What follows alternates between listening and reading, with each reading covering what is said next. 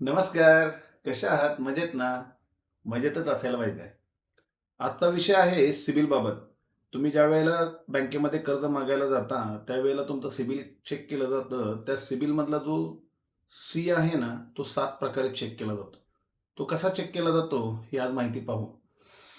कर्ज मंजूर करताना नुसते तुमचे सिबिलच तपासले जाते असे अजिबात नाहीये.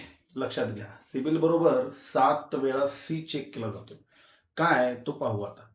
कॅरेक्टर. तुमच्या समाजामध्ये कॅरेक्टर काय आहे? कर्ज फेडण्याची तुमची सवय कशी आहे? कॅपॅसिटी, ई-एम-आय भरण्याची क्षमता काय आहे?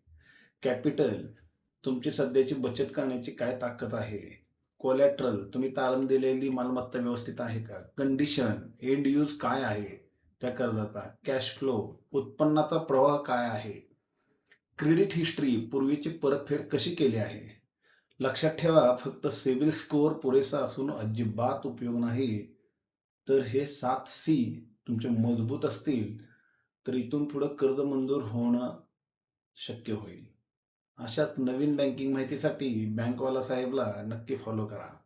धन्यवाद.